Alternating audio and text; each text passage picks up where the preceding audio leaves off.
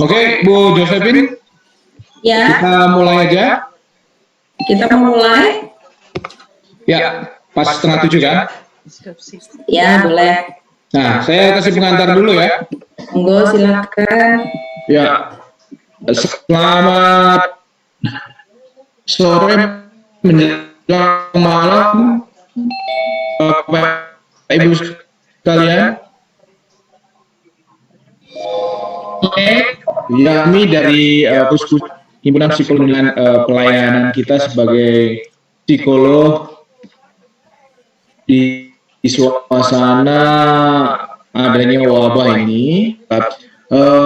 Saya dapat pesan dari Pak Seger tidak bisa hadir sebagai Ketua Umum PPHMSI, sehingga kami dalam hal ini mewakili PPHMSI mengucapkan terima kasih banyak kepada Fakultas Psikologi UNER yang telah memberikan izin kita menggunakan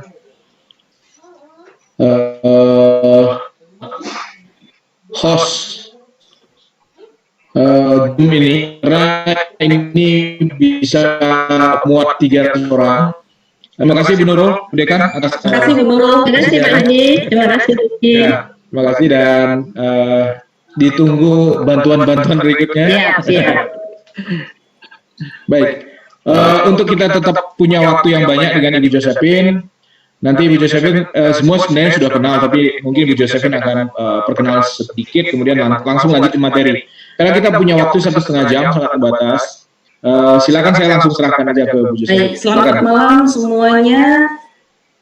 Kalau yang kelihatan sama saya, yang ada videonya, melambai-lambai ya. Selamat malam semuanya. Ibu Astrid, apa kabar? Kelihatan. Baik, Vin. Baik, terima kasih. Iya, kita memakai cara-cara baru ini ya untuk bisa tetap berkontak, berhubungan satu sama lain. Dan saya membayangkan aja bahwa kalau Anda semua tuh ada di hadapan saya, jadi saya senyum-senyum sendiri,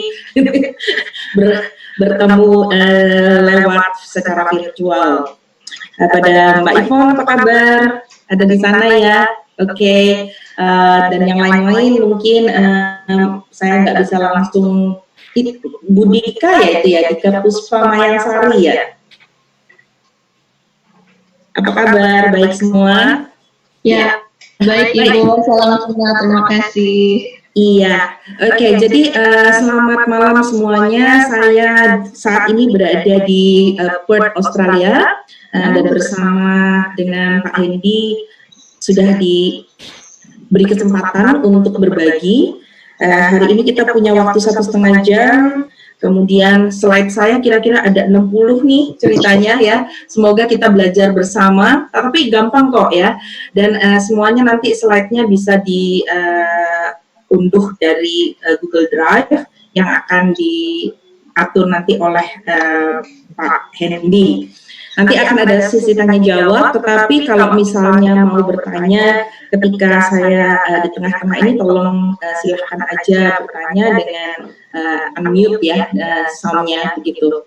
Mungkin itu, kemudian saya rasa kita akan lihat video juga, dan mungkin judul hari ini adalah Tele-intervention for Anxiety. Jadi artinya kita mencoba bisa melakukan tetap tugas kita sebagai psikolog, kemudian mengatasi anxiety, kecemasan, sementara kita sendiri juga cemas nih sebetulnya ya dengan keadaan ini, betul nggak? Setuju nggak kalau kita cemas? Setuju?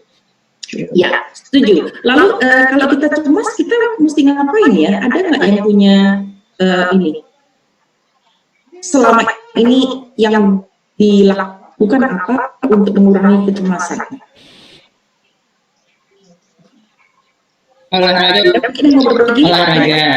Olahraga. Oke, apa lagi? Makan, betul. Jadi kita tambah gemuk nih. Kalau misalnya, apa lagi? Mbak Retno tuh. Makan ya, mengelola pikiran biar lebih tenang. Wah, mengolah pikiran biar lebih tenang. Oke. Ya, sekarang untuk anxiety kita tuh kan levelnya beda-beda ya. Ada yang misalnya orang mungkin sama sekali easy going aja, nggak merasa sulit itu di dalam suatu perubahan. Tapi lebih banyak lagi klien-klien kita itu mungkin merasa tidak nyaman dengan kondisi yang ada saat ini. Karena awalnya berada di zona nyaman, kemudian kita harus berubah. Nah, ketika kita harus berubah ini, it's not easy. Oke, kita masuk ya, yang berikutnya. Oke, kebetulan saat ini saya baru kemarin sih di ini ya, artinya tuh launching juga.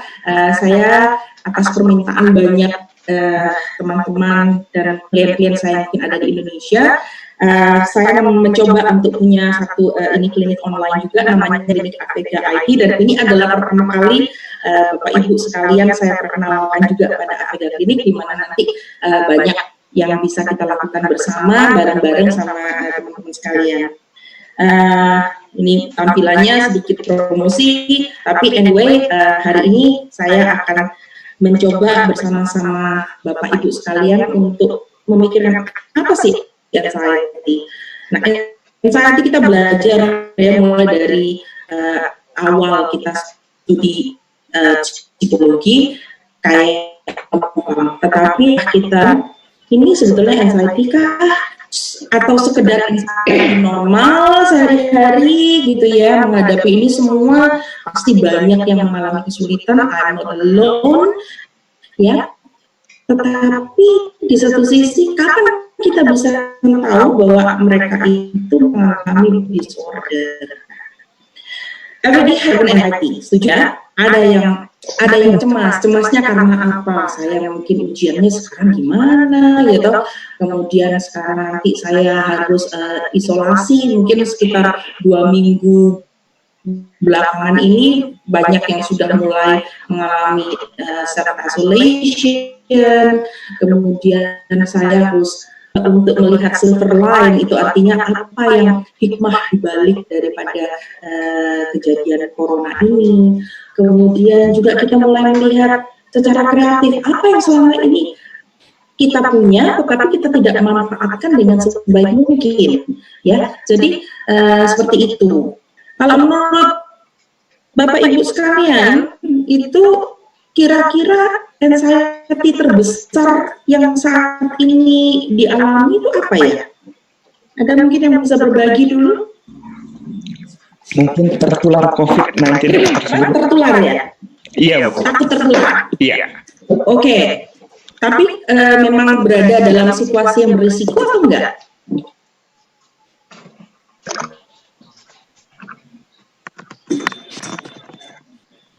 Ada lagi mungkin, kenapa kita, ketakutan yang terbesar kita apa sekarang? Kalau saya begini ya. Ya, Mbak Biastuti? Kalau saya sih mungkin khawatir karena nggak tahu kapan ini selesai gitu ya. Oke, jadi masalah ketidakpastian ya Mbak? Semuanya, jadi iya. Ketidakpastian, baik. Terima kasih.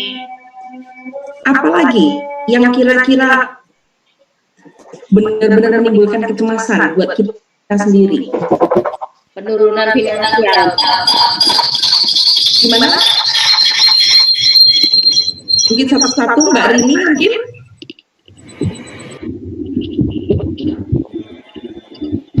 Ya Mbak Rini? Atau Bu Retno? Tadi mau bicara? Iya, penurunan kondisi bisnis sehingga kemudian pasti secara finansial ternyata ada kecemasan finansial ya. Benar. Jadi kalau kita lihat ya sepertinya uang itu nggak berputar gitu ya. Jadi kita mau belanja tapi yang jualan juga takut, yang jual juga takut kalau misalnya menjadi tempat di mana menjadi titik penyebaran begitu ya. Karena apa, kita tidak bisa kelihatan. Masalahnya apa? Sesuatu yang tidak kelihatan tuh kayak hantu gitu ya. Ada di mana-mana gitu, pikirannya kayak hantu gitu ya. Tidak ada di mana-mana, kemudian saya tidak bisa kelihatan. Itu menimbulkan kecemasan ya. Tapi bayangkan, kita sehari-hari tetap harus menjalankan kegiatan kita sehari-hari dengan kecemasan itu kita bawa terus. Lalu kita yang juga sudah meningkat kecemasannya ini masih juga harus bertemu dengan orang-orang lain untuk menurunkan kecemasan mereka, ya. Dan disinilah profesi kita ini mempunyai satu role yang cukup cukup important, cukup penting, di mana kita sendiri harus menjaga well-being kita, kesejahteraan kita sendiri kita harus jaga benar. Karena kalau kita sendiri itu cemas, maka kita tentu saja tidak akan mampu menurunkan kecemasan orang lain, benar nggak? Betul ya. Oke, kita terusin lagi ya. Udah ada yang pernah lihat film ini belum? Kita nonton bareng.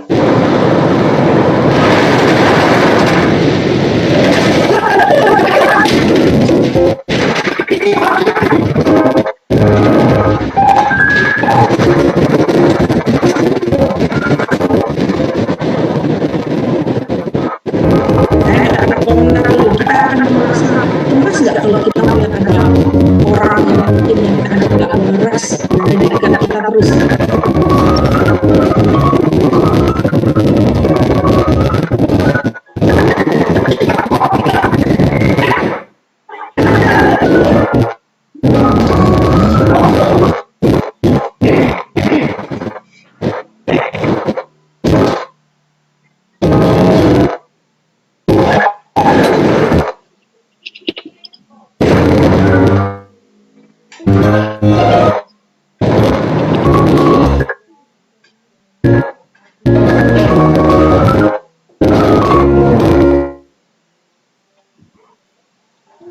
Dong, jangan makan sendiri, katanya gitu ya.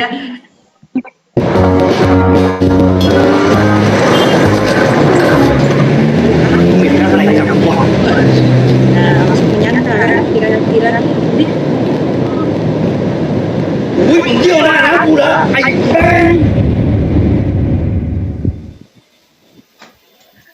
ada yang udah pernah lihat film ini belum? Belum. Ada yang udah ya?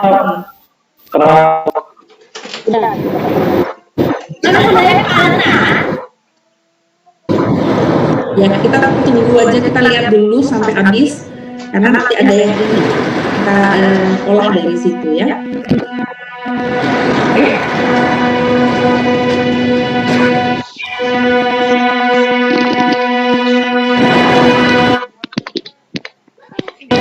Nah,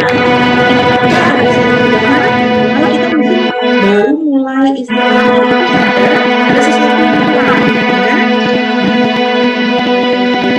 Mong hãy nhảy lên đi. Ôi, nó mới nhiều lắm.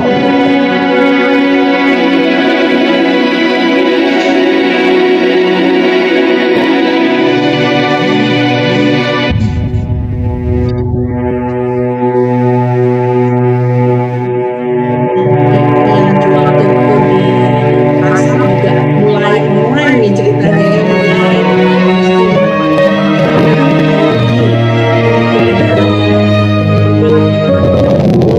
untuk melihat apa namanya itu sesuatu yang tidak terlihat, ya kan? Ini kita lakukan juga sekarang. Kita belajar melihat sesuatu yang tidak perubahan ini akan menimbulkan sebetulnya kalau kita lihat itu adalah film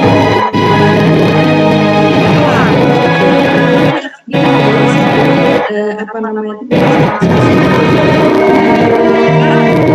nggak sadar berapa yang kita saksikan bisa jadi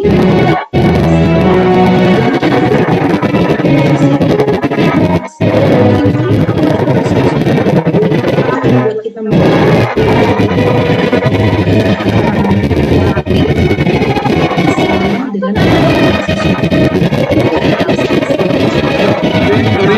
Pak Josephine,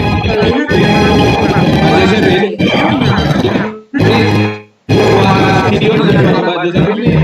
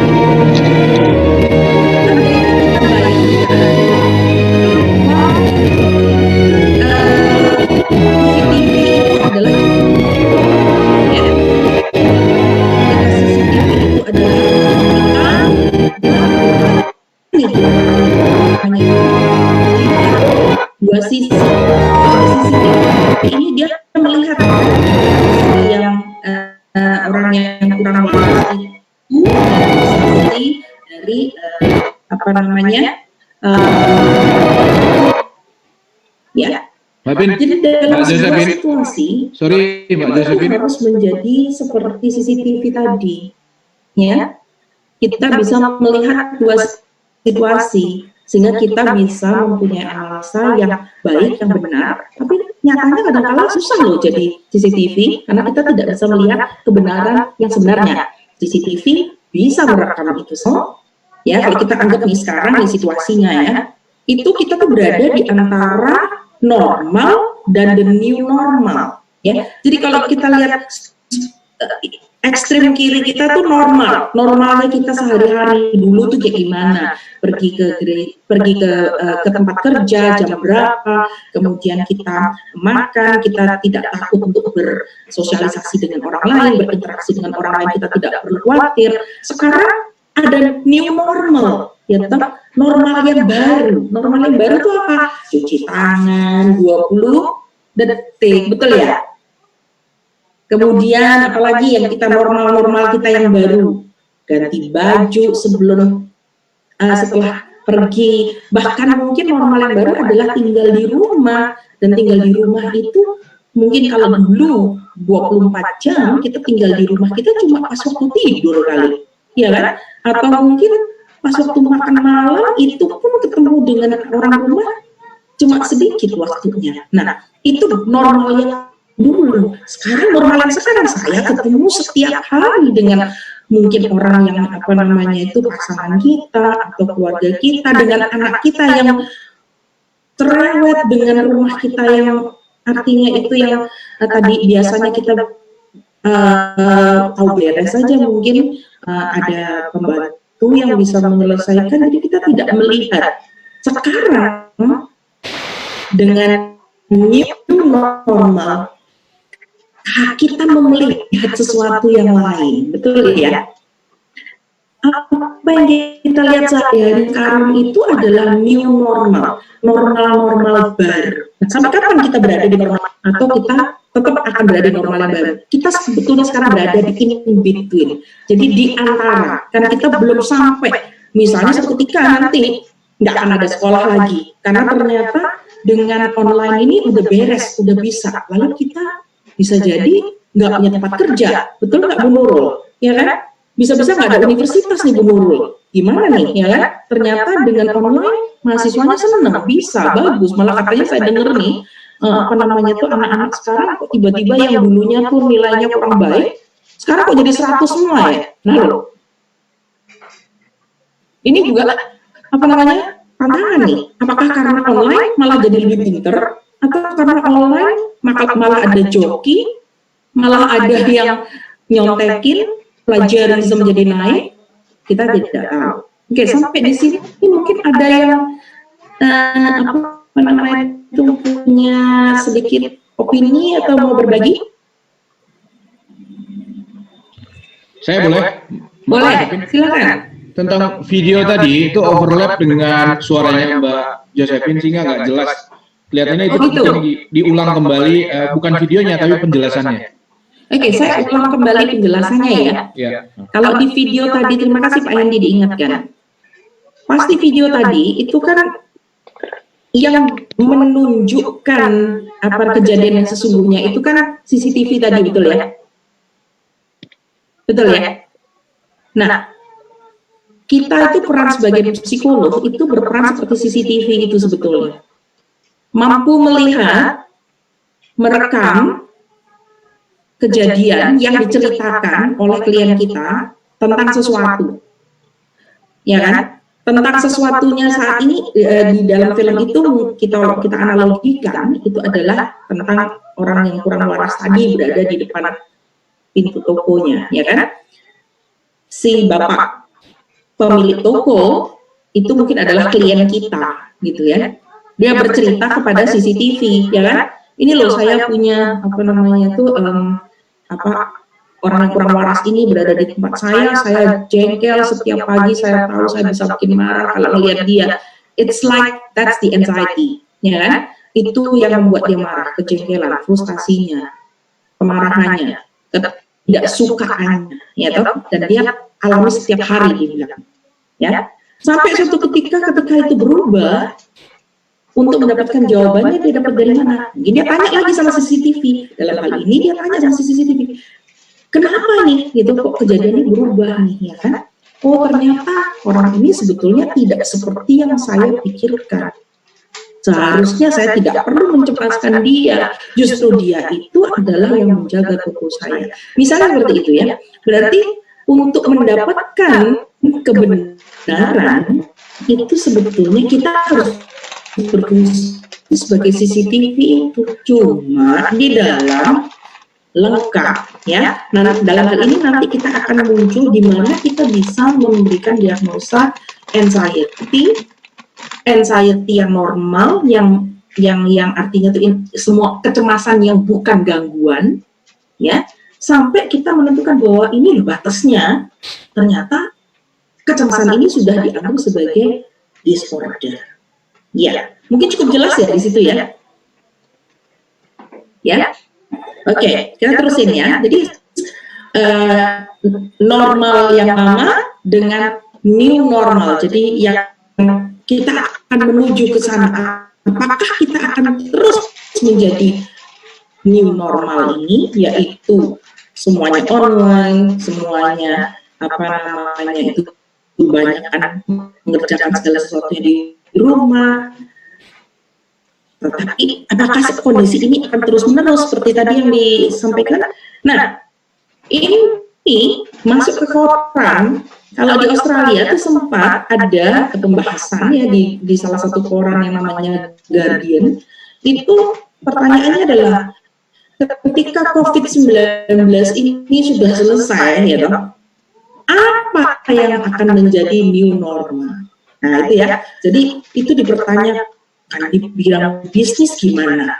Apakah masih ada sih orang-orang yang akan punya bisnis seperti sekarang? Jangan-jangan restoran semua nggak ada tempat duduknya, ya kan? Karena semuanya take away. Karena syaratnya adalah mereka semua juga tidak perlu punya pegawai banyak. Nah bayangkan kalau seperti itu berarti tidak banyak jenis-jenis pekerjaan yang akan hilang, atau muncul jenis-jenis pekerjaan yang baru, yaitu yang mengurusin Zoom, ini misalnya teknisi Zoom itu akan banyak gitu ya, atau sejenis Zoom yang lain juga akan muncul sebagai sebuah alternatif misalnya ya. Jadi new normal kita apa? Yang kenal, kalau wajah ini kenal ya. Di film Korea nih, kenal nih siapa nih? Iya, betul ya. Kita orang punya anxiety-nya sendiri-sendiri. Dia anxiety-nya apa? Bisa main film terus nggak nih? Iya. Sebagai salah satu aktor film Korea nih, ya kan?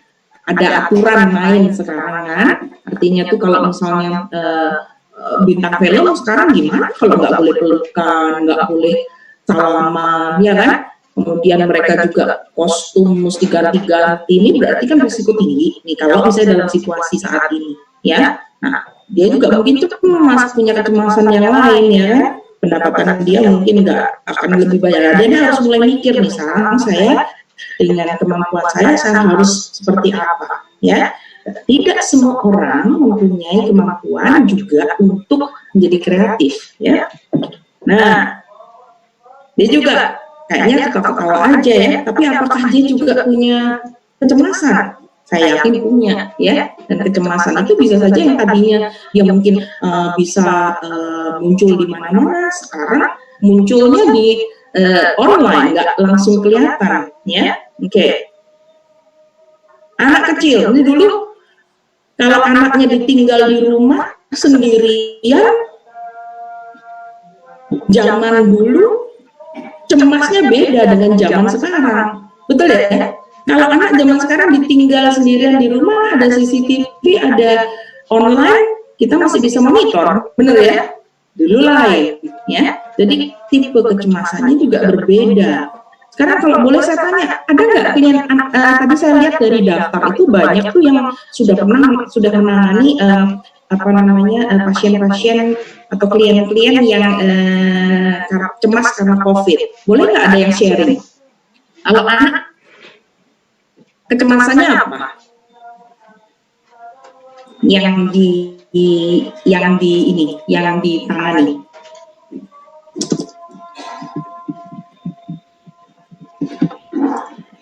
Kira-kira apa nih? Ini saya mencoba untuk melihat di layar yang lain ya, banyak sekali yang bergabung di sini.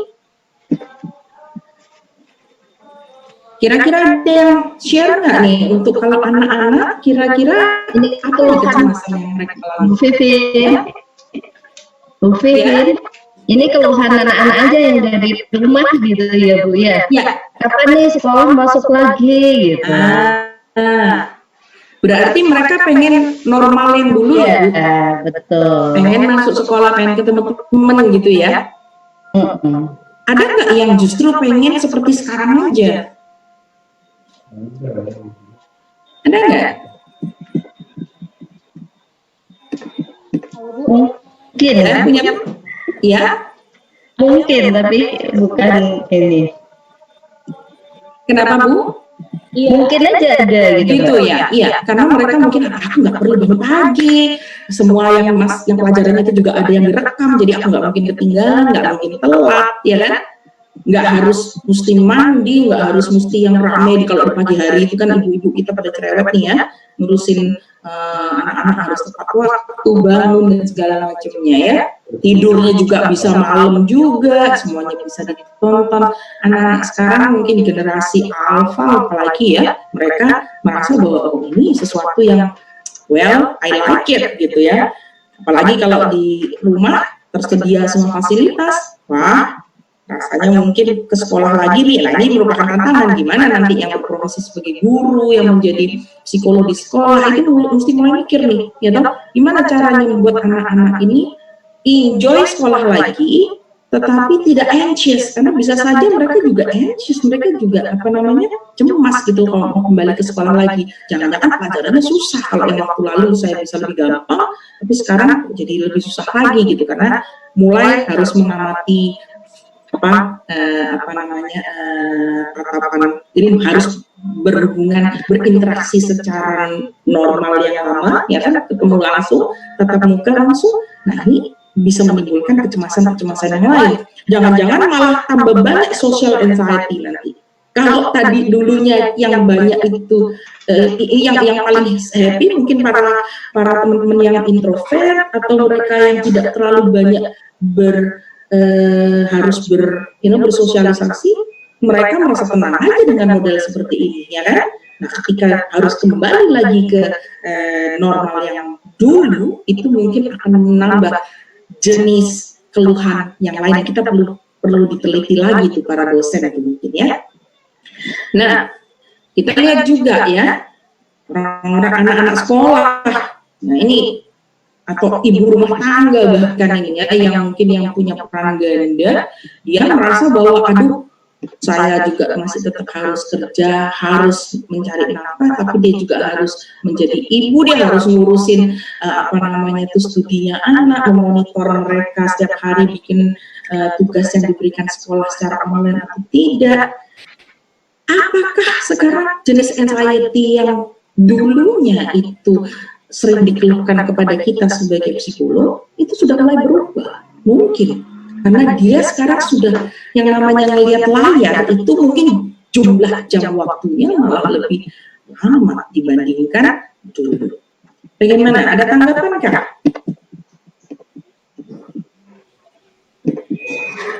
Saya nunggu nih, ada tanggapan nggak nih?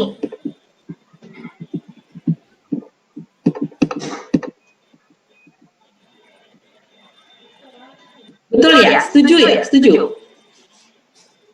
Setuju kah? Setuju. Pendapat sedikit boleh ya, Mbak Yu? Boleh. Iya, saya Nuning dari UGM. Iya, ada salah satu jurnal meta-analisis ya tentang bagaimana efek dari quarantine itu. Ada di publish di Lancet. Salah satunya adalah seperti yang disebutkan oleh Mbak Yusrin, adanya justru kesulitan ketika harus masuk kembali ke seandainya normal yang dulu itu balik lagi, itu malah justru butuh adjustment. Dan kebetulan dua anak saya itu juga punya karakteristik berbeda gitu. Ini malah sangat enjoy di rumah dan jadi jauh lebih produktif karena memang dia loner gitu ya, dia menciptakan sesuatu sendiri, dia lebih ke art gitu, tapi art yang pure art, jadinya dia memang malah enjoy. Dan saya berpikir ini akan pendekatannya akan berbeda nih, dia justru harus adjust kalau misalnya harus kembali lagi ke sekolah gitu Mario. Ya, terima kasih. Itu dan saya rasa ini akan dialami oleh banyak sekali. Jadi nanti akan keluhannya akan berbeda. Bisa saja nanti keluhannya adalah kita minta fleksibilitas seperti sekarang, ya, atau ada yang benar-benar bahkan sudah sangat enjoy, bisa dekat sekali dengan anak-anaknya karena bisa tahu nih anak-anaknya bisa apa, dan bahkan kita mungkin terkagum-kagum ya, anak-anak kita tuh ternyata luar biasa loh. Dia mau harus mengumpulkan tugas yang harus direkam gitu ya. Kita mungkin gaptek ya, anak-anak kita tuh pinter-pinter, ya kan? Lalu kita bisa melihat ternyata anak-anak saya ini survive gitu loh. Yang tidak survive ini siapa sekarang? Generasi lama mungkin yang susah, ya kan? Yang mungkin generasi yang X atau bahkan orang tua kita, coba yang tadinya megang telepon aja susah, sekarang bilang, nanti kita nggak bisa ketemuan. Nah, ini mendekati mau bulan puasa, ya kan? Mau Idul Fitri ini sudah mulai tinggi kecemasan bahwa kita tidak bisa merayakan seperti dulu, ya kan? Maka akan ada norma baru untuk yang kita anggap tanda kutip masih pantas, masih norma-norma baru yang kita anggap sebagai ya mau tidak mau kita harus seperti ini. Kecemasan ini semua tidak terukur, susah. Kita mau ukur pakai apa ini sekarang ya tanda kalau kita pakai assessment kecemasan misalnya state trait anxiety gitu ya, kita pakai ya, itu atau DAS kita pakai. Apakah mengukur dengan situasi yang ini? Mungkin saja itu alat ukurnya, kita harus mulai mikir ya, sebagai psikolog kita mulai mikir siapa yang punya minat untuk psikometri misalnya, kita perlu berpikir. Ya, jangan kita cuma tinggal diam di sini, tapi ini adalah saat yang paling tepat untuk juga mencari data dari kita semua, karena kita ini mau tidak mau adalah partisipan daripada sebuah kejadian besar yang menimbulkan anxiety yang menurut saya ini kayak ada punya kohort tertentu nih saat ini ya, kita berada di kohort tertentu untuk bisa memunculkan tipe anxiety yang mungkin kalau kita meta analisis dengan anxiety riset yang lama itu beda situasinya, oke? Nah kalau kita lihat kembali sekarang ya kepada pekerjaan di mana kita sebagai psikolog gitu ya banyak ikut. Saya yakin saya ngobrol dengan beberapa pemula ini ya, itu sebagai psikolog itu andalan saya justru ketika saya ketemu sama orang berbicara dengan mereka. Sekarang saya harus seolah-olah yang baik adalah tidak bertemu dengan mereka langsung. Ini protokolnya bagaimana? Ya, itu beda cara kita memberikan layanan. Beda sekali ketika kita tidak bisa bertatap muka langsung. Kita bisa lihat coba pakai video ya, kita bisa lihat, tetapi kadang-kala kan ada hambatannya begitu. Bagaimana bisa nggak? Apakah kita masih bisa memakai alat-alat tes yang kita pakai selama ini? Ya kan? Padahal kita kan nggak bisa ngirim alat tes itu online ya, bener nggak? Kan kita harus keep. Kalau enggak kan berarti kan sama saja kita sudah istilahnya tuh membongkar alat tes kita sendiri yang tidak bisa dilakukan. Berarti alat-alat tes mana yang masih bisa dilakukan online? Akibatnya yang alat tes online yang selama ini, yang awalnya waktu kita pelajari itu adalah bukan alat tes yang kita anggap semestinya dipakai, itu sesuatu yang online. Sekarang mau tidak mau mereka mulai melakukan itu. Terapi pun semua sudah pakai D depannya, ya. Jadi misalnya psikoanalisa itu sekarang sudah ada dikasih D depannya. D psikoanalisa, CBT sudah dikasih D depannya. DCBT sekarang namanya ya, yaitu digital. Jadi semua itu diusahakan bisa dilakukan. Apakah itu ideal? Dan hebatnya sudah mulai ada penelitian seberapa efektif jika terapi tertentu itu dilakukan online dibandingkan terapi itu dilakukan langsung. Ya, karena itu juga membutuhkan skill, membutuhkan keterampilan, tetapi juga membutuhkan kemampuan untuk bisa melihat perubahan yang terjadi pada saat kita menjalankan terapi tersebut. Ya, jadi kalau kita lihat nih, psychology related jobs. Dulu untuk masuk psikologi, kita diukur kemampuan kita berinteraksi bagaimana dengan orang. Ya kan? Nah, berarti sekarang apakah itu akan berubah? Ada orang-orang sekarang yang mungkin selama ini tidak bisa tuh ngobrol sama orang banyak, malah jadi psikolog andalan kalau di terapi online. Karena dia bisa lewat chat, dia bisa nunjukin grafik, dia seolah-olah lebih berguna, merasa lebih berguna di sana. Tetapi orang-orang yang kayak saya mungkin ya, kayak Bu Astrid, yang kita tuh biasa untuk bertemu orang, ini merupakan tantangan. Betul nggak Bu Astrid?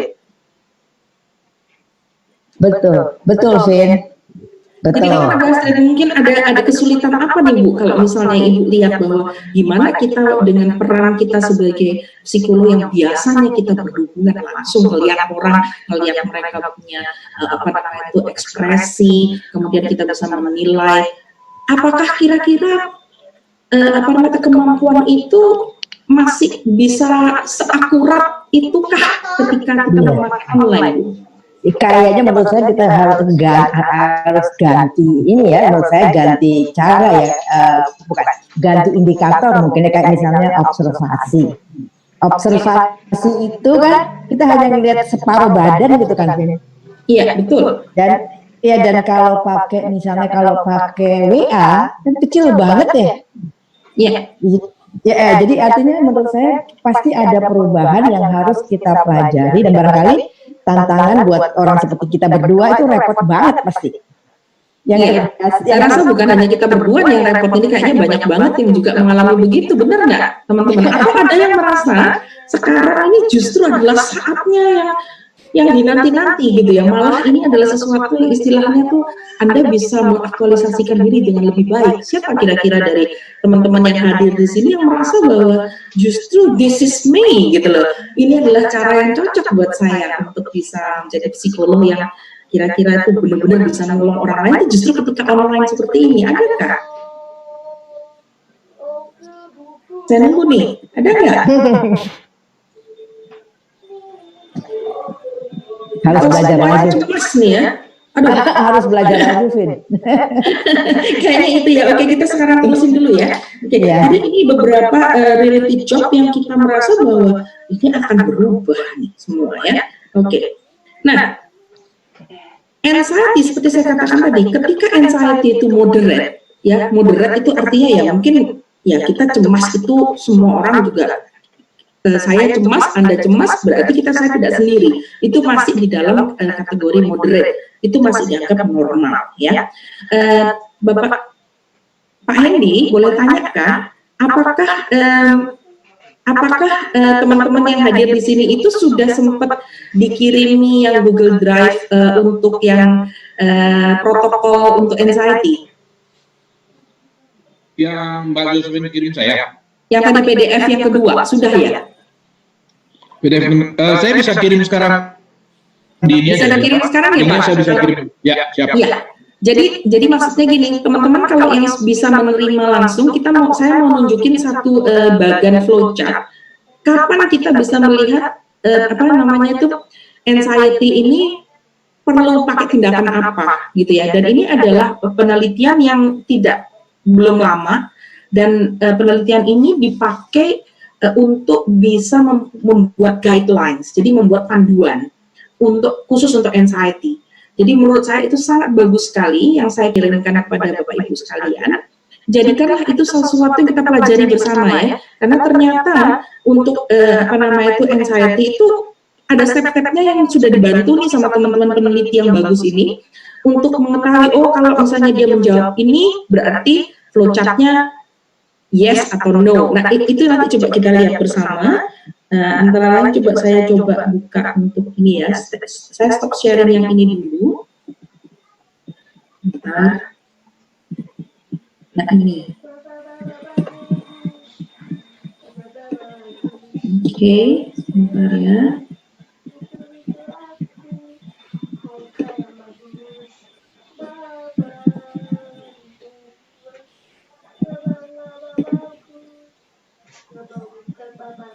Oke.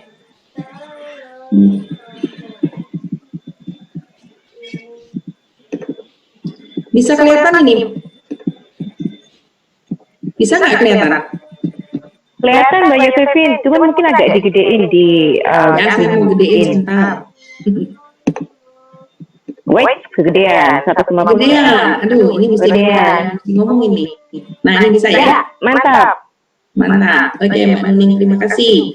Oke, jadi kita lihat ya, ini ada satu penelitian yang dibuat untuk membuat guidelines. Jadi clinical practice guideline untuk treatment. Nah, treatmentnya yang diteliti adalah panic, social anxiety, dan generalized anxiety disorder (GAD, SAD dengan panic disorder). Nah, ini bagus sekali dan ini dilakukan oleh teman-teman dari New Zealand dan dari Australia. Mari saya mau cuma nunjukin yang page yang ketiga ya. Nah ini. Nah, kalau kita lihat bagaimana kita mengukur ya toh pasien-pasien atau klien-klien yang datang dengan simptom anxiety. Nah, kalau ini kita masukkan di dalam situasi sekarang misalnya ya. Apakah itu dianggap sebagai anxiety? Coba kita ini ya. Kita simulasikan ya. Contoh, aprehensif. Artinya itu dia tidak terlalu sensitif atau tidak, kayaknya itu seperti tidak mengerti tentang apa yang terjadi. Kemudian excessively worried, oh ya banyak nih ya sekarang. Kemudian takut, kadang-kadang takut yang nggak pas gitu, yang nggak sesuai. Tentu saja seperti tadi ada yang ngomong nih, waduh saya takut tertular ya kan. Saya nggak tahu nih teman saya, yang teman baik saya, yang saya pergi ke toko. Apakah semua itu serba menakutkan sebagai yang bisa menularkan COVID ini kepada saya, ya kan? Mulai deg-degan.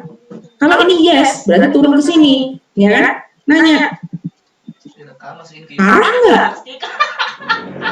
Bagi orang yang mengalami anxiety, dia akan merasa parah. Nah, difficulty breathing. Nah, kalau COVID ini sendiri simptomnya apa? Nafas kan? Artinya itu ada kesulitan untuk bernafas. Padahal itu adalah simptom anxiety. Sekarang kita nggak tahu itu karena dasarnya dia anxiety ya. Kemudian high distress. Siapa yang nggak bingung, nggak takut kalau misalnya dibilangin ibu mengalami ini susah bernafas? Dia mau jawab iya, nanti dia dianggap corona. Kalau misalnya dia nggak jawab enggak, tapi juga iya kan gitu ya. Nah, ini antara bahwa nanti diagnosanya itu bisa salah nih, ya. Oke, kemudian bagaimana mereka bisa konsentrasi kalau misalnya dia dalam keadaan anxious-nya? Anggaplah dia jawabnya anxious. Parah nggak? Iya. Berarti dia langsung dikasih manajemen severe. Kalau sudah severe, biasanya itu akan masuk juga pertanyaan apakah ini nanti akhirnya dianggap sebagai gangguan atau dia untuk normal. Orang kalau cemas pada zaman sekarang normal-normal aja. Nah, ini merupakan salah satu yang kita harus bisa bedakan antara mereka yang memang cemas atau sekedar jadi kecemasan yang tidak beralasan, gitu, atau memang dia masuk di dalam gejala itu. Nah, kalau guideline ini dibuat pada waktu bukan zamannya COVID, ya kan? Kalau ada zamannya COVID, mungkin guideline ini sudah mesti harus berubah, ya kan? Termasuk misalnya di sini mungkin harus ada tulisannya bahwa memastikan bahwa yang bersangkutan secara fisik sehat. Kalau sehat, mungkin harus ada satu lagi di sini, baru di manage dia sebagai anxiety, jadi bukan karena permasalahan fisik, gitu ya.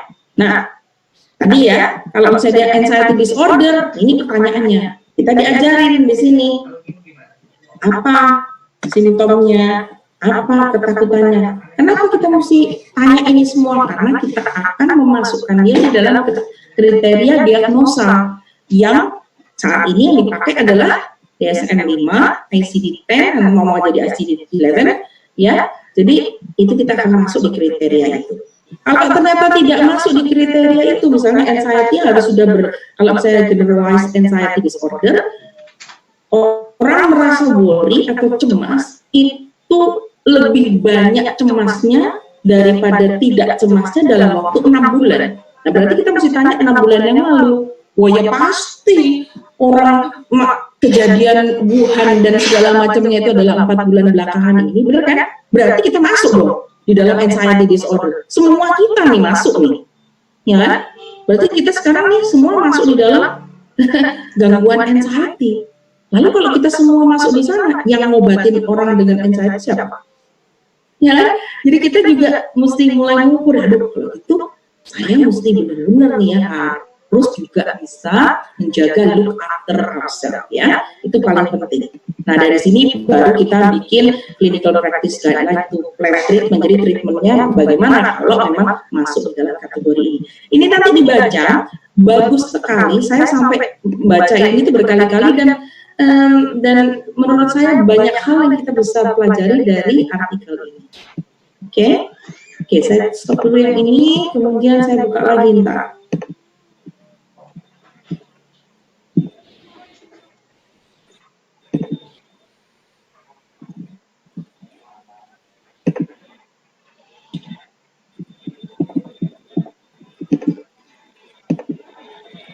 Nah, kalau ini contoh yang tadi adalah generalized anxiety disorder, saya ambil contoh aja satu di antaranya,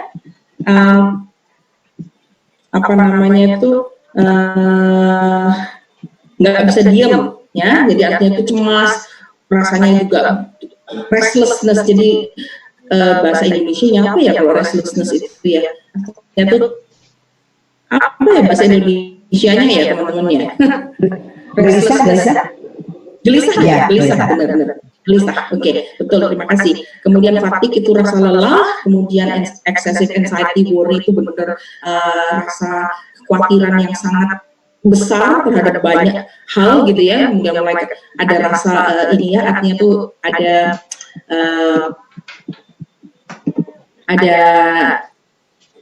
spasm atau ada otot-ototnya itu merasa tegang begitu ya, kemudian otomatis tidak bisa konsentrasi dengan baik, mudah tersinggung, kemudian susah tidur. Ini gejala-gejalanya kita udah pelajarin banyak ya, tapi yang kita lupa itu kadang-kadang kita cuma melihat satu di antaranya dan langsung sudah bilang oh, ini orangnya pencemas. Ingat bahwa dalam diagnosa DSM ini harus terjadi paling enggak selama 6 bulan terakhir dan lebih banyak mengalami simptom-simptom ini. Kalau dalam COVID, ini merupakan suatu yang kita akan dapatkan banyak sekali GAD pada waktu ini ya. Nah, ini sesuai nggak dengan simptom DSM-5 ya?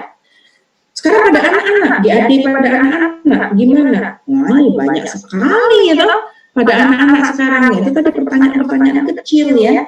Kalau dulu GAD ini dibuat karena anak ini mungkin, ini kalau kita lihat nih ya, dia takut kalau misalnya itu nggak bisa ngikutin perkembangan ya. Sekarang orang tua yang tadinya mungkin membatasi anak megang HP, sekarang malah mengharuskan mereka megang HP, ya kan? Kalau enggak mereka ketinggalan pelajaran. Kamu sudah kontak ini belum? Kamu sudah buka ini belum? Ya mungkin anak-anak sekarang nanti ya kalau kita kembali ke normal, mungkin ya kita berharap mereka mungkin tidak akan terlalu dengan gadget kalau misalnya merasa bahwa itu sistem yang sekarang ini memberatkan mereka gitu ya. Tapi kalau bagi anak-anak yang memang sudah suka dan sudah benar-benar gadget itu adalah something yang nggak akan bisa kontrol gitu ya, malah mereka mungkin udah pengen seperti ini aja, malah minta homeschooling nih. Saya kemarin ngobrol ya dengan dengan salah satu teman yang punya bisnis homeschooling.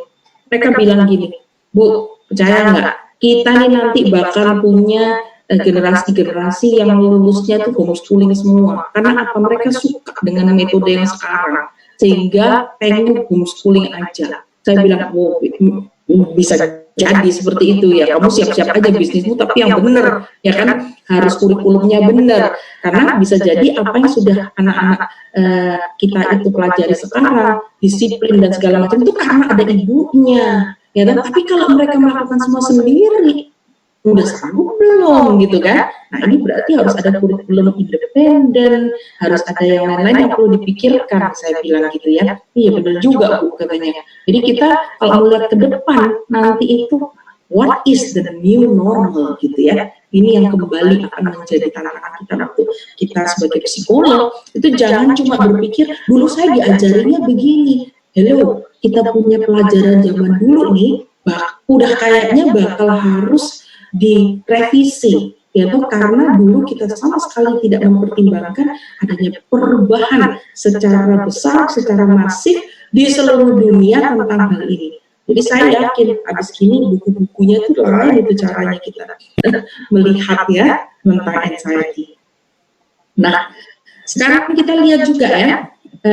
Kalau JAD itu median onsetnya 30 tahun waktu ini dibuat. Sekarang anxiety, everyone will have anxiety, ya. Dan everyone will have anxiety. Apakah semuanya harus dilihat sini kan?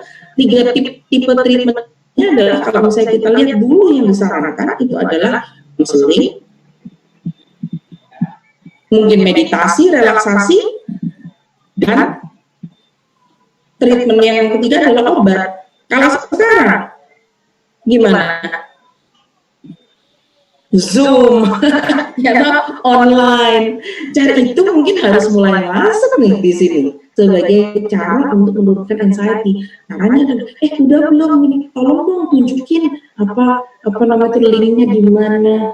Tolong dong ini. Itu akan menjadi another worry, another excessive worry, tetapi yang tidak termasuk disorder, karena justru itu adalah bagian daripada adaptasi. Ya, jadi kita mulai melihat bergesernya simptom depresi, simptom anxiety yang tadinya itu kita anggap sebagai disorder, sekarang menjadi sesuatu yang normal. Ya, itu sampai di sini. Mungkin ada yang menyadar atau ada yang pernah baca sesuatu yang yang menggelitik yang bisa kita semua saling pelajari. Belajarnya nggak hanya dari saya, kita juga bisa belajar dari sesama peserta. Adakah? Mbak Vivian? Iya. Ya, iya. Apa kabar? Baik, Mbak Ade. Ya, baik. Aku sebenarnya cuma sharing, Mbak. Iya. Kebetulan beberapa hari yang lalu itu aku bicara sama salah satu guru yang dia muridnya rata-rata SD. Nah ini justru malah kembalikan dari yang tadi Mbak Vivin utarakan. Jadi hampir sebagian besar muridnya itu cemas karena perilaku orang tuanya yang tidak mendukung. Sampai orang tuanya bilang, ini Miss kapan sih masuk sekolah lagi nih? Saya udah nggak kuat gitu. Nah, anak-anaknya beberapa anak didik mereka tuh pada teriak, nggak bisa diatur. Gitu. Nah, itu yang membuat pada akhirnya si gurunya jadi bingung, ini gimana ya Bu nih kalau udah kayak begini? Gitu. Nah, itu gimana Mbak? Fenomena seperti itu kan ada juga ya? jangan khawatir Mbak, itu terjadi di banyak tempat. Masalahnya kalau kita lihat kembali ya, nanti kalau kita mau membahasnya tergantung kita mau membahasnya dari sisi anxiety itu atau dari perilaku itu, atau kita membahas dari sisi regulasi, ya kan? Orang tua mau tidak mau sekarang harus suka nggak suka ngurus anak, dia harus bisa ngurus anak. Karena apa? Nggak bisa mengundang guru les nggak boleh datang, ya kan? Itu juga social distancing, everyone harus melakukan itu gitu. Mau nggak mau kembali ke zaman dulu di mana peran orang tua sebagai guru di rumah itu adalah yang seharusnya dilakukan. Tapi orang tua zaman sekarang, aduh, ngurusin anak itu kalau bisa orang lain lebih baik, kan gitu ya. Dia mungkin tidak punya skill itu, tidak seperti dulu orang-orang tua kita mungkin dia punya cara. Nah, nanti ini kalau kita lihat lagi akan sangat menarik untuk tahu apakah kira-kira akan lebih banyak domestic violence ini sekarang. Karena orang tuanya sudah capek, ya toh, anak-anak nggak bisa diatur. Ini buat tipe yang misalnya seperti ini ya, karena anak-anak merasa dia tidak mendapatkan dukungan dari orang tua atau keterampilan orang tuanya memang kurang untuk bisa menemani mereka secara online, begitu ya.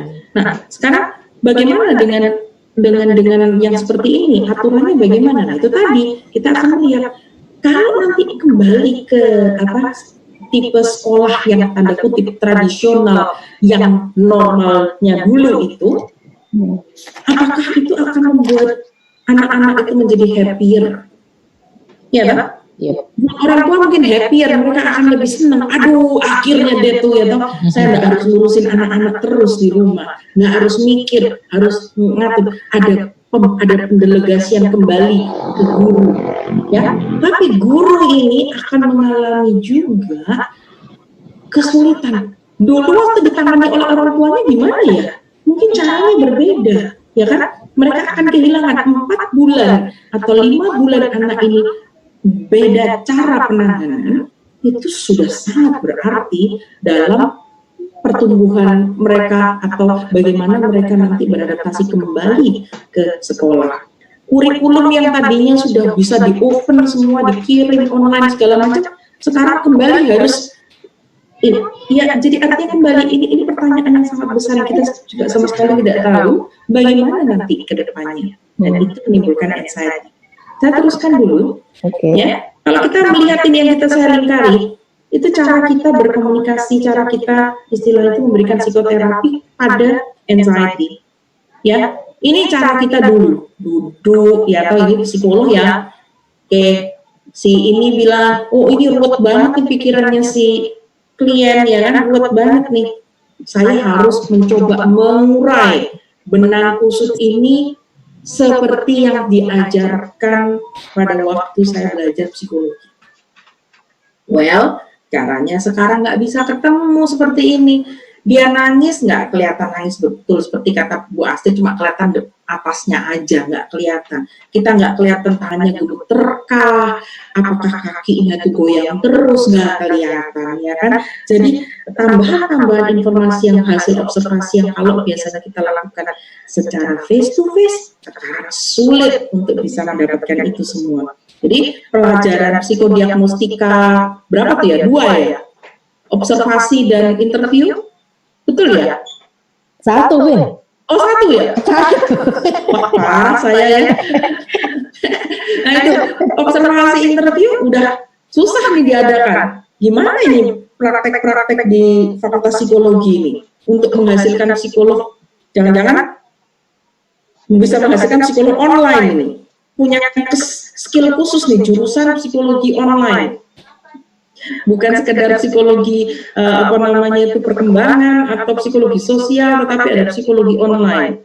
Who knows? Ya, mungkin saja, ya. Nah, mungkin nggak sekarang tele-intervention untuk anxiety?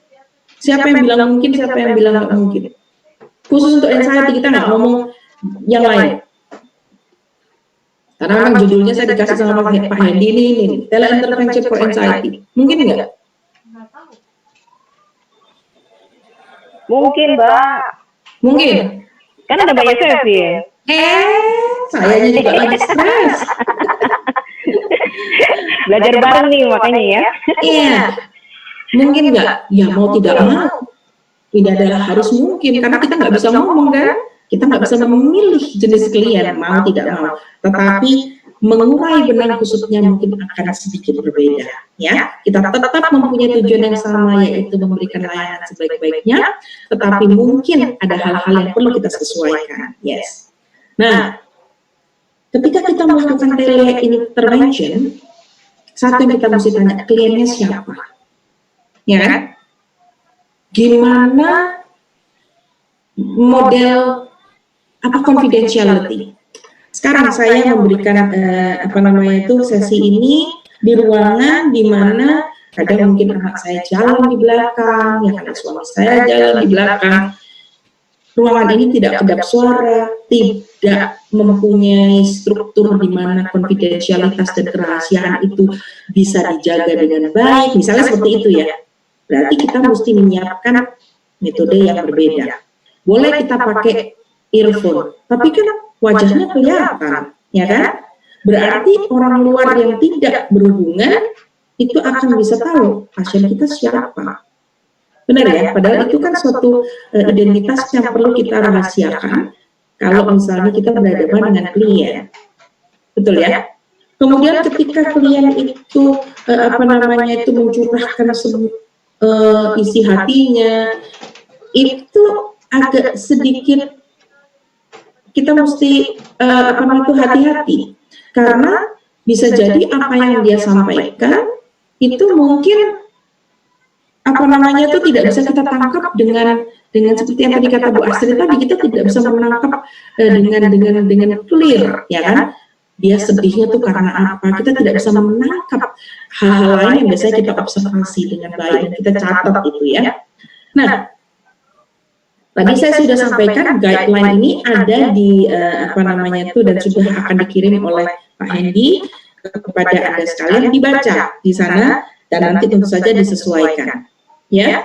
Nah, kalau kita kembali sedikit pada yang GAD tadi, ya, kita coba lihat screening tool-nya. Kita coba ya, supaya kita bisa artinya itu ada hal-hal yang memang sudah disiapkan online. Kalau GAD 7 screening tool ini sudah disiapkan online.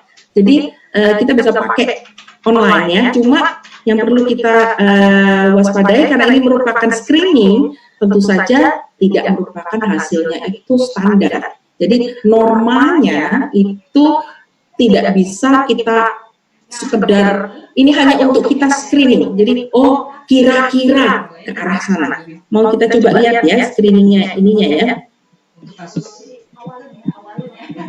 Bentar, saya tunjukkan. Sehingga akan dirasa lebih mudah nanti ketika mengaplikasikannya ketika setelah sesi terapi. Dan juga ada satu lagi teman kami namanya Ayu juga akan dirasa lebih mudah nanti ketika mengaplikasikannya ketika setelah sesi terapi. Oke, kita lihat di sini untuk yang ini screening toolnya. Ya, bisa kelihatan? Cukup jelas atau kurang besar? Kelihatan Mbak, agak gede dikit tapi sip, mantap. Siap ya? Kelihatan? Mantap. Sudah ya? Jadi kalau kita lihat, ini ada pertanyaan ada cuma 7 untuk screening, ya untuk GAD, dalam waktu 2 minggu terakhir, ya, apakah Anda merasa terganggu dengan 7 hal ini? Dan berapa parah itu terjadinya ya. Jadi misalnya nomor 1, Anda merasa sangat cemas, tegang ya, dan kayak berada di ujung-ujung merasa bahwa aduh saya benar-benar nggak enak, nggak nyaman. Nah, itu berapa kali?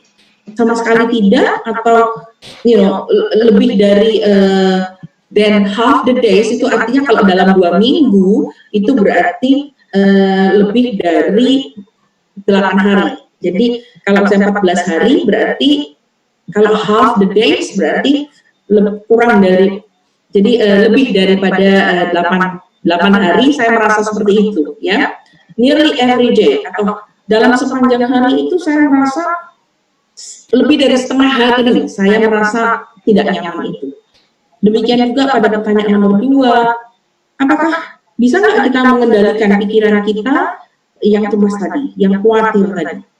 Atau kekhawatiran kita terhadap begitu banyak hal, nggak cuma karena COVID ya toh, tapi kita mulai mikir lagi kalau saya nanti meninggal gimana, kalau keluarga saya, kalau saya meninggal nanti apa nanti yang ngubur siapa, kemudian nggak berarti nggak bisa datang. Kalau misalnya keluarga saya sakit, saya juga nggak bisa travel karena tidak ada pesawat pulang. Jadi semua ketakutan tidak hanya pada satu hal. Ya toh, kalau saya nanti nggak kerja berapa lama di rumah terus, bagaimana bos saya tahu kalau saya kerja atau enggak? Jangan-jangan saya dianggap nggak kerja. Waduh, berarti ada resiko nih, saya bisa dipecat nih. Atau saya merasa junior, waduh, ya kan, saya baru masuk berapa bulan, belum lewat masa percobaan, bisa-bisa saya nih termasuk orang-orang yang dicuti keluar untuk tidak dilanjutkan, ya kan? Pekerjaan ini merupakan ketakutan-ketakutan yang lebih daripada sekedar ketakutan tentang COVID, tentang corona, gitu. Kemudian travel relaxing, jadi kita berusaha untuk relax sejenak, merasa bisa nggak kita menjadi lebih relax? Oh, nggak bisa, saya bermasalah, nggak bisa tenang, saya duduk aja goyang terus, atau saya kalau duduk pikiran saya itu jalan terus, mau tidur nggak bisa tidur gitu ya. Nah ini, kemudian being so restless that it's hard to sit still, ya tadi saya bilang susah duduk tenang itu aja nggak bisa gitu ya. Berapa kali dalam sehari itu ya, atau jangka waktu ketidaktenangan itu kalau dihitung kira-kira lebih dari setengah hari atau bagaimana ya. Kemudian pertanyaan keenam, gampang sekali tersinggung oleh tanggapan orang lain, atau ada situasi sedikit itu saya merasa nggak nyaman gitu ya. Dan yang nomor 7 adalah takut-takutan gitu terhadap sesuatu. Ya, kayaknya ada sesuatu yang bakal terjadi jelek. Aduh, saya punya perasaan nih, ya bakal terjadi seperti ini. Nah ini total skornya kita hitung. Kalau misalnya dengan GAD 7 screening tool ini, cut off-nya itu 10 ya. Jadi kalau misalnya lebih dari 10, itu baru kita pertimbangkan sebagai anxiety disorder. Tapi kalau cuma masih di dalam 10 cut off-nya, itu berarti masih yang sifatnya anxiety normal. Ya. Oke.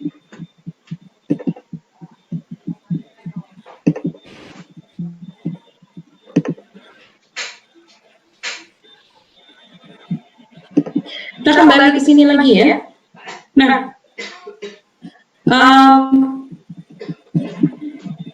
ini kalau GAD screening tool ini saya bisa dicari di internet, gampang aja, ada kok ini semua. Oke, jadi saya cut off-nya tadi 10 itu untuk anxiety disorder.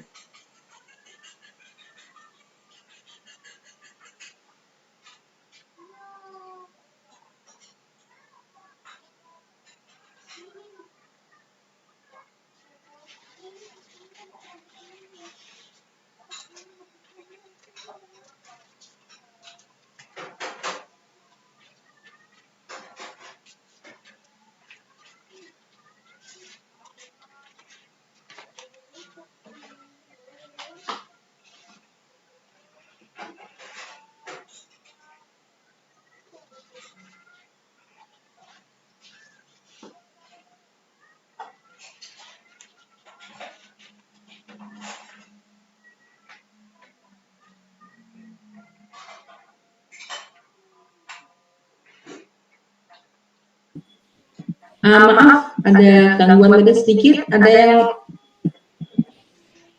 bisa dengar suara saya sekarang? Karena ya, saya pikir masalah internet saya.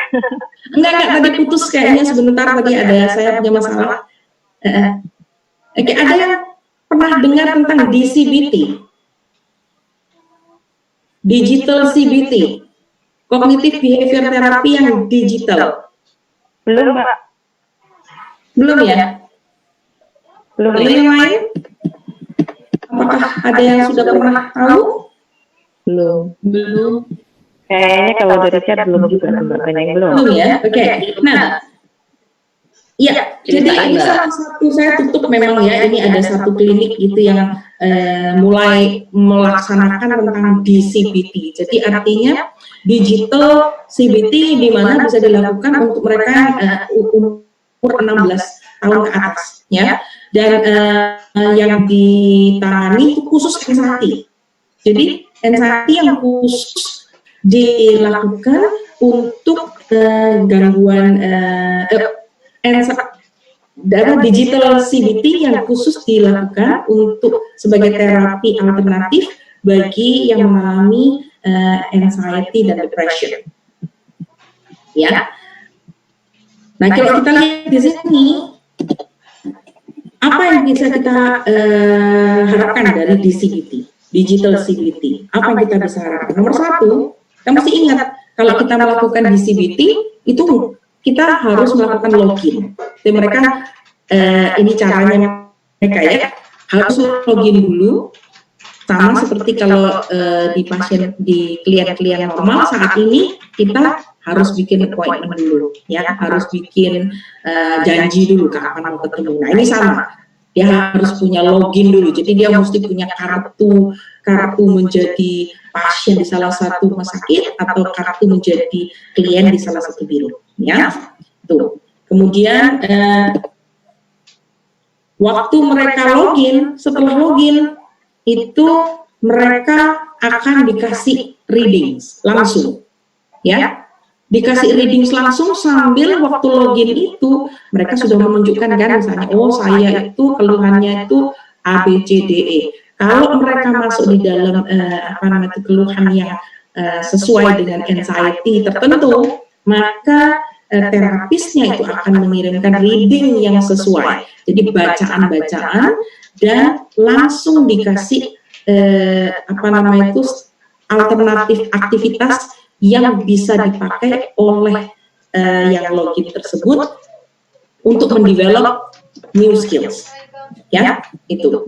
Kemudian setelah itu dikasih tahu bahwa Anda tidak harus nelpon ke kita nanya A, B, C, D, semuanya sudah tercantum atau sudah disiapkan oleh terapisnya sesuai dengan keluhannya, ya tidak ada tatap muka, tetapi boleh ngirim pesan, bisa lewat segala media yang disiapkan, ya. Nah, itu nanti nunggu 1-2 hari baru ada jawaban, ya. Dan jawaban itu menurut metode DCBT itu kenapa dikasih tenggang waktu 1-2 hari? Karena disitulah diberi kesempatan mereka yang artinya tuh sudah membaca, harus baca dulu, harus mencoba aktivitas yang sudah diberikan, kemudian barulah kita bisa melakukan TikTok untuk ini ya, artinya itu chatting ya dengan terapisnya atau video call. Ya, jadi itu tipe DCBT. Jadi dia harus punya ini dulu kemauan memang untuk membaca dan belajar. Kalau klien itu tidak punya kemauan untuk baca dan kemauan untuk belajar, untuk mencari pengetahuannya seperti yang disampaikan oleh terapisnya, DCBT tidak akan berhasil. Ya, seperti itu. Oke. Kemudian kalau dia sudah bisa message, dia sudah bisa video, apa yang bisa dilakukan selanjutnya? Akan mulai mendapatkan saran, ya. Dia akan mulai chatting bahwa apa yang kamu rasakan setiap hari. Oh, saya begini. Setelah kamu melakukan aktivitas yang saya sampaikan di dalam reading tadi atau di dalam aktivitas yang saya usulkan, apa yang sudah terjadi? Apa yang kamu rasakan? Nah, itu baru dia bilang, oh kalau itu sarannya harus bagaimana? Kemungkinan yang terjadi apa? Itu, ya. Baik. Halo? Bisa kedengeran nggak ya? Kedengaran jelas kok, Mbak? Bisa, Mbak. Mbak Josephine memang ada sengaja tidak menayangkan presentasi ya? Oh enggak, saya tayangkan sih sebetulnya. Yang lain bisa lihat? Bisa lihat nggak? Nggak bisa. Ditayangkan ulang. Oh oke, saya tayangkan ulang ya, sebentar ya. Waktu kita 15 menit lagi ya. Sekarang bisa? Bisa. Oke, mohon maaf 15 menit lagi ya. lepas nggak tahu kenapa.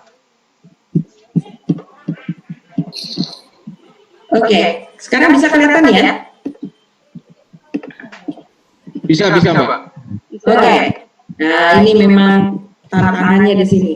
Jadi kalau kita lihat di CBT tadi, pertama ya dia login ya. Tadi ya, saya ulangi ya. Jadi login dulu. Kemudian dia dikasih reading, dari situ dia diharapkan dia bisa punya new skill sebelum ngomong sama terapisnya. Ya. Kemudian dia tidak perlu menelpon, tetapi dia bisa mengirimkan message maupun video call. Setelah itu diharapkan dia akan muncul, akan mendapatkan saran dari terapisnya atau dari psikolognya. Kemudian dijelaskan lagi kenapa berhasil atau tidak berhasil. Kemudian dari situ melatih keterampilan baru.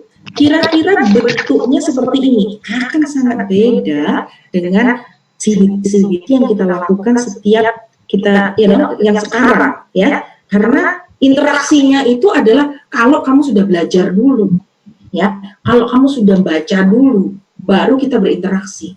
Disitulah titik di mana kita bisa mengukur apakah klien ini cocok atau tidak untuk di CBT. Misalnya dia tidak membaca, ya, pada pertemuan kedua dia tidak membaca, kemudian ditanyain sudah latihan belum, dia tidak latihan, sudah, berarti tidak bisa pakai di CBT, langsung dianggap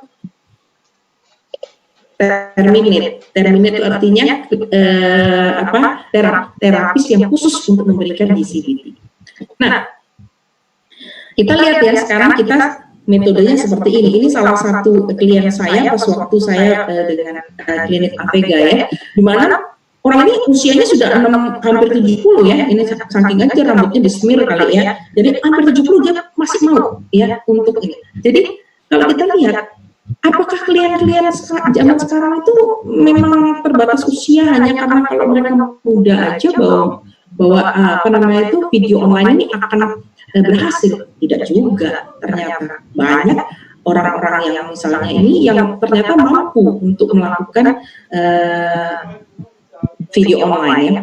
Ini ada pertanyaan, untuk jenis keluhan cemas yang memang severe, kita dapat langsung menjalankan protokol diagnosisnya. Kalau kemudian untuk klien yang orang-orang awam mengeluhkan kecemasan tapi belum tergolong severe, apa ada saran penanganannya? Ya, ini kalau ini nanti ada sarannya di belakang, di bawah. Tunggu ya, sebentar ya, kita jawab ya. Oke. Nah, saran saya adalah understand the core. Nah, core ini artinya apa? Kalau Anda bayangin tissue roll, ya, tissue roll artinya yang untuk toilet paper, jadi tisu toilet yang untuk dipakai, tahu ya? Tengahnya itu kan ada apa namanya ya?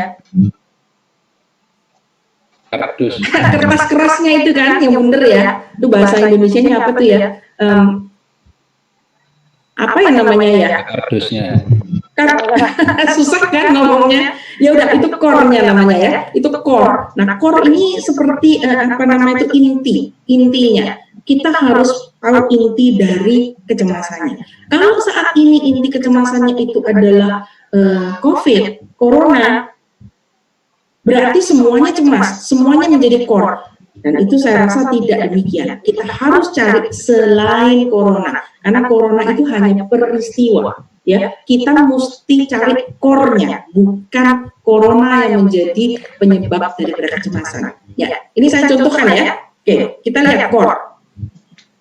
Peristiwanya apa? Ini kita anggap peristiwanya sesuai dengan yang sekarang. pendapatan berkurang tadi seperti yang dikatakan oleh Ibu Reno ya, pendapatan ada financial problem, belum lagi atau PHK malah gitu. Lalu core belief-nya dia hanya harus dicari di dua hal, yaitu self-nya dan others. Ya, ini gampang kok ya. Jadi kalau core belief saya self-nya itu adalah berharga atau tidak berharga, others mengagumi atau meremehkan. Ini kalau misalnya saya mikir nih kan, waduh, ini karena saya ini dipecat, saya tidak menjadi orang penting. Nah, karena ada core belief seperti ini, muncul pendapat tentang diri saya sendiri, itu adalah saya akan kehilangan muka sebagai orang penting.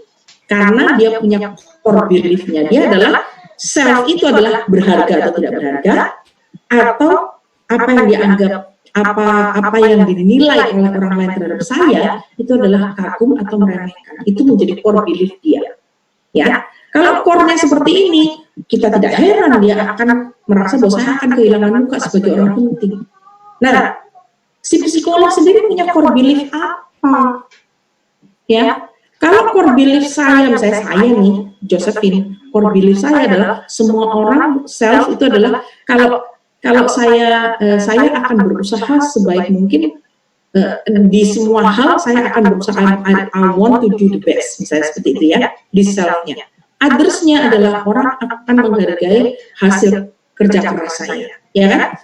Nah, maka yang muncul di sini, kalau saya dipecat atau pendapat saya kurang, saya akan muncul bahwa, oh, saya masih tetap bisa kerja keras, saya akan bersedia kerja apa saja, yang penting halal. Itu akan munculnya di sana, ya. Karena core belief terhadap self dan terhadap others-nya itu beda dengan orang ini, gitu ya. Oke, kalau core belief seperti ini, nah ini adalah kecemasan dia yang muncul. Ya toh, cemas bahwa orang lain akan menilai saya gagal. Kemudian tanpa status saya bukan apa-apa. Ya toh, kalau bukan siapa-siapa seperti ini, lalu buat apa saya hidup? Ya, demikian juga kalau core belief-nya beda nih ya. Ini lebih positif. Saya kreatif, kalau menurut orang others akan menerima saya bersikap positif, maka yang muncul di ini saya adalah beda. Banyak uang bukan jaminan hidup bahagia, keluarga saya butuh perhatian. Nah, ini yang dibutuhkan dalam zaman COVID sekarang, kita mengganti core belief-nya menjadi seperti ini, begitu. Ya, jadi kita akan dalam menangani kasus-kasus sementara yang tadi seperti ditanyakan oleh salah satu peserta, gimana nanti kalau cemasnya nggak sampai severe, ya, cemasnya seperti, nah ini kita bantu untuk membuat core belief-nya ini menjadi sesuatu yang cocok dengan situasi orang tersebut. Ya, biasanya tentu saja kita lihat self-nya itu adalah strength-nya dia, kekuatannya dia itu apa, masukin di sana. Ya, kemudian dengan kekuatan itu apa yang bisa dikembangkan sehingga orang lain akan melihat bagaimana si orang ini di core belief tersebut. Ya, oke. Nah, kalau begitu kesimpulannya apa nih untuk anxiety? Uncertainty, ketidakpastian, itu adalah faktor yang cukup besar untuk mempengaruhi anxiety. Perubahan, ya kan? Adanya uncertainty, adanya changes. Siapa yang harus berubah? Kalau dia harus berubah, anaknya harus berubah, financial harus berubah, semuanya berubah, rumahnya bahkan harus berubah, tatanan dan segala macamnya. Ya, ini kita lihat besar sekali. Nah, kemudian adanya situasi di mana kamu berubah atau kita mengubah kamu. Dalam situasi ini artinya kamu harus nurut belajar kerja dari rumah, atau kita nggak pakai kamu lagi sebagai pegawai. Ya, ini merupakan juga threat, merupakan ancaman buat orang tersebut. Apa yang harus kita lakukan juga, mau nggak mau kan? Resilience. Gimana kita caranya jadi tangguh? Ya. Jadi tangguh, bertahan terhadap sesuatu yang sulit, tetapi di satu sisi juga kita tahu bahwa kekuatan kita di mana. ada 5 hal yang sangat penting untuk ketahui, diperiksa aja. Dia merasa kompeten enggak? Ya. Kalau misalnya dalam 5 hal ini dia jawabannya iya, dan kita bisa melihat bahwa mereka mempunyai kemampuan tersebut, dan kita akan melihat bahwa orang-orang ini mempunyai faktor ketangguhan yang baik, ya. Kalau kita lihat nih gambar ini, saya senang banget di gambar ini ya. Di bawahnya kayak itu ada corona, tetapi sebetulnya tetap melihat matahari. Itu artinya that's really good. Ini adalah metafor yang sangat bagus, ya, bahwa apa namanya itu untuk ketangguhan, ya. Jadi kita tidak takut. Kemudian menerima perubahan, kontrol personal, ini adalah yang dilakukan, yang penelitiannya dari Conner dan Davidson. Nah, untuk kasus tadi kita sudah ada teman yang sudah sharing ya, saya rasa kita lewatin ini. Ketika kita mendengarkan orang lain itu merasa cemas, nomor 1 kita juga harus membantu mereka memvalidasi. Iya ibu tidak sendiri. Dalam situasi COVID ini, ibu tidak sendiri. Saya pun sering merasa cemas, dan banyak orang-orang lain lagi yang juga merasa cemas seperti ibu rasakan. Lakukan validasi. Artinya kita paham, kita empati dengan apa yang mereka rasakan. Itu yang disebut sebagai validasi. Yang kedua, kita masukkan anxiety itu di dalam konteks dan proporsinya. Artinya, yang kita cemaskan itu apa? Konteksnya apa? Kalau kita cemaskan semua hal, ya sudah, itu berarti gampang masuknya ke disorder. Tetapi kalau misalnya, saya tuh cemas dengan situasi seperti ini, itu artinya dia berada di situasi di mana kecemasan itu di dalam konteks, ya, proporsinya di sini. Tapi kalau dia lagi tidur, dia udah nggak cemas mestinya, ya kan? Tapi kalau misalnya dia masih tetap merasa cemas juga, ini berarti kan lebih daripada konteksnya. Nah, ini video sedikit ya, kita biar agak santai sedikit nih.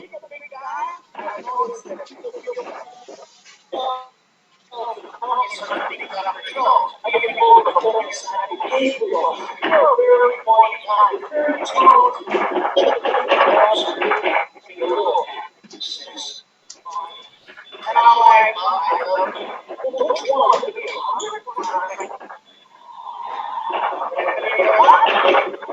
a lot of people think it's good to work out in ways that right things that are good children along. All white people make their mind like this.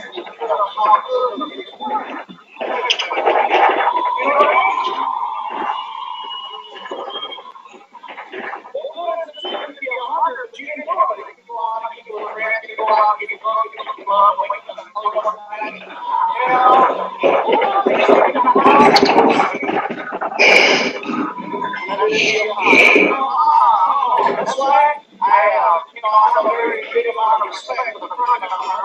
But come on, guys, yeah, he died doing what he loves to do. Not a lot of people can say that. And I got off overeating. That's me. That's exactly how I You know how much adrenaline he had every single day, risking his life. You know how you deal with him across the street in a car.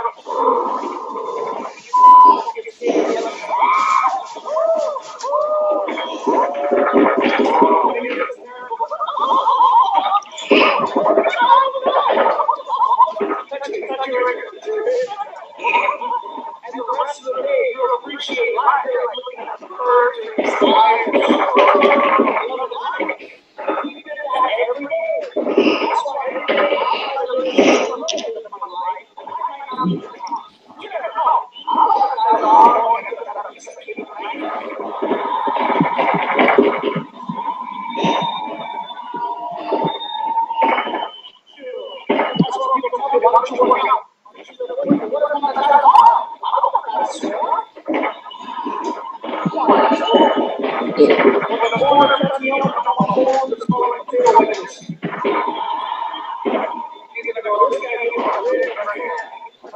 Oke, ada yang bisa memahami apa yang terjadi di video ini?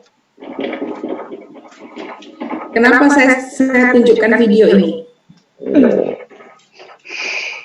Ya enggak? Yuk.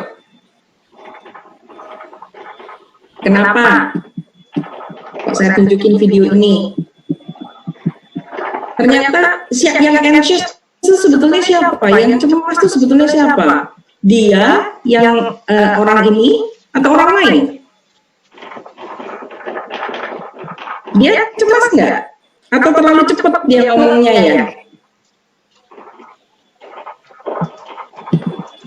Kira-kira terlalu cepat ngomongnya.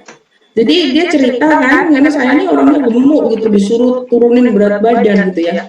Tapi kalau saya sih, saya seneng. Yang penting saya happy, saya seneng makan, dia bilang gitu kan. Kenapa saya harus turunin berat badan? Karena bagi saya, lebih baik saya tuh nanti mati dalam keadaan happy daripada saya umurnya 100 tetapi nggak boleh keluar rumah, nggak boleh ini, nggak boleh itu, nggak boleh ini, nggak boleh itu. Ya kan? Sama seperti kita sekarang, dia akan merasa berat sekali kalau ternyata harus restriction-nya banyak, ya toh, yang tidak bolehnya banyak. Itu sama seperti kita merasa terpukul. Nah, orang-orang seperti dia ini mungkin akan menjadi lebih cemas dibandingkan misalnya orang-orang tadi yang senang kalau bekerja sendiri di rumah. Ya, oke, ini sudah. Nah, promote a mindset yang positif ya. Jadi positif mindset. You are not alone. Anda tidak sendiri ketika dalam keadaan seperti ini. Baik-baiklah sama diri sendiri. Kita sayang diri sendiri juga. Jangan kita lalu merasa bahwa saya keluar rumah juga nggak apa-apa sekarang, saya menter itu artinya apa ya? Dan nggak akanlah saya terjangkit atau terpapar dengan virus ini. Anda itu lebih dari sekedar kerjaan. Jadi artinya kalau saya sekarang itu nggak lagi kerja di satu tempat, Anda itu lebih daripada itu. Itu hanya satu ketidakberuntungan saat ini, tetapi bukan berarti Anda akan tidak beruntung selamanya. Jangan lupa tetap berhubungan dengan orang lain.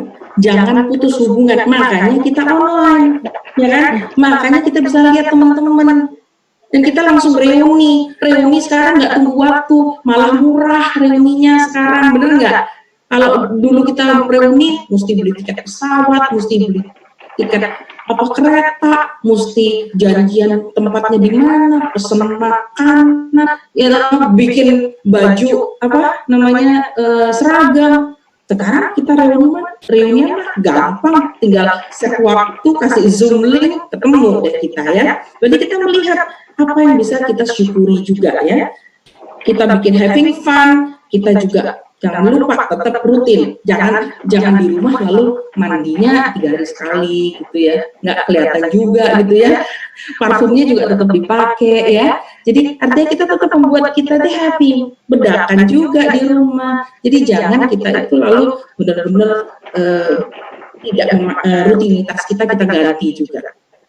Exercise ya harus. Nah ini ada nih acara exercise zaman sekarang, main caturnya nggak boleh. Kita bisa melihat ya orang kreatif banget ya sebetulnya sekarang dengan keadaan seperti ini, bisa kreatif ya, happy juga ya. Oke. Ya. Makan yang sehat tentu saja ini bagian daripada yang kita sampaikan juga kepada klien-klien yang misalnya mengalami anxiety. Mereka mulai tidak mengatur makanannya dengan baik seperti itu ya. Kita mesti ingatin mereka. Open mind, clear ya. Jadi kita coba melihat juga, bantu mereka untuk membuat berpikir lebih jernih terhadap situasi ini. Anda tidak sendiri, ya toh. Open your mind. Ide-ide juga bagus gitu ya.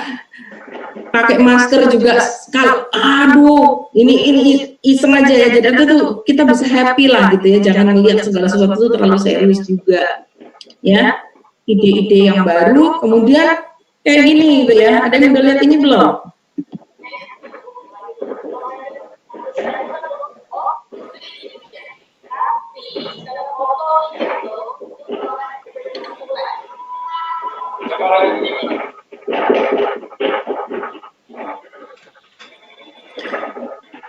Biar latihan nih di rumah nih nanti. Nah lo,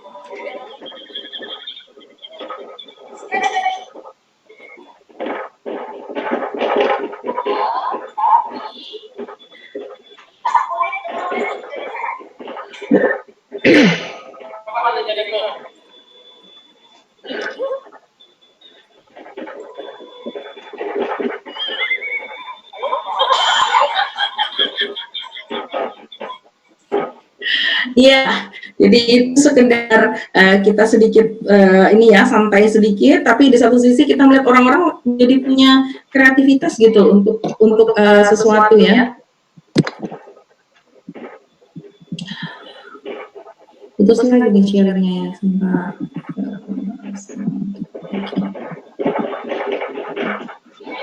Oh, maaf ya, bentar.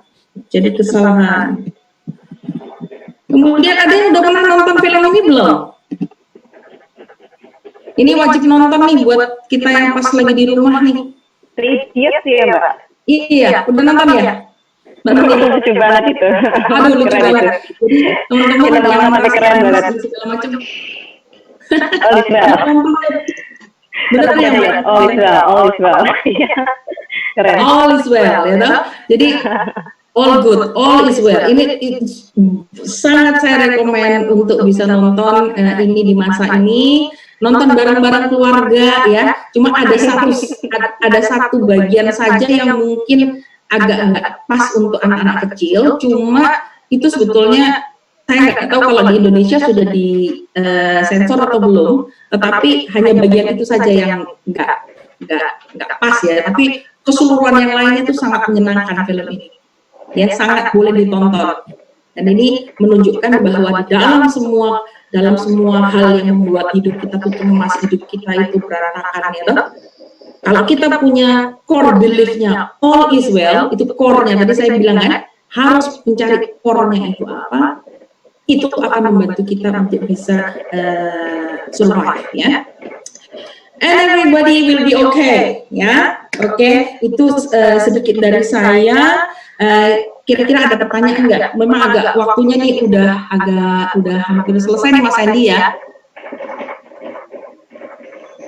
Masih ada pertanyaan nggak kira-kira? Dan tadi saya lupa bilang sama Mas Andi, yang ngasih pertanyaan itu saya kebetulan punya banyak sekali ibu, bisa saya kasih nih. Jadi artinya yang pengen punya ibu, saya punya banyak sekali koleksi e-book yang baru yang bisa saya sampaikan kepada teman-teman yang tanya atau ada yang mau ya gimana? Ya, Mbak Josephine, memang karena waktu kita juga mungkin ya. Tapi nanti kan Mbak Josephine udah tahu tadi yang banyak berinteraksi, silakan langsung kirim aja e-booknya. Oh gitu ya. Akan tahu. Tadi yang sudah berinteraksi, ya. Baiklah. Kelihatannya udah jelas tadi siapa yang paling banyak. Gitu ya. Banyak ngomong. Mau. Atau bisa pilih 1 atau 2 atau 3 juga ya. Mau boleh lah, nanti saya kasih lah. Gitu ya, mau dong e-booknya, boleh dong. Baik, kelihatannya teman-teman sangat terimpresi dengan apa yang Mbak Josephine sampaikan. Mudah-mudahan ini jangan yang pertama dan terakhir. Pertama dan selanjutnya nanti kita akan undang lagi ya, berbagi pengalaman di HIMSI. Jadi teman-teman karena waktu udah 90 menit lebih ya, kita tutup saja dan kita mengucapkan banyak terima kasih kepada Ibu Josephine, Mbak Josephine yang sudah berbagi banyak hal ya, banyak hal lucu-lucu videonya dan konsep-konsep yang baru bagi kita. Sekali lagi juga saya ucapkan terima kasih kepada Ibu Dekan Fakultas Psikologi UNER yang sudah memberikan izin kepada kita untuk menggunakan platform yang melebihi kuota Zoom biasanya. Jadi kita udah bisa pakai 300 orang. Hari ini kita ada sekitar 150, 140 seperti itu. Terima kasih atas kehadirannya semuanya. Terima kasih Mbak. Sampai ketemu di sharing berikutnya.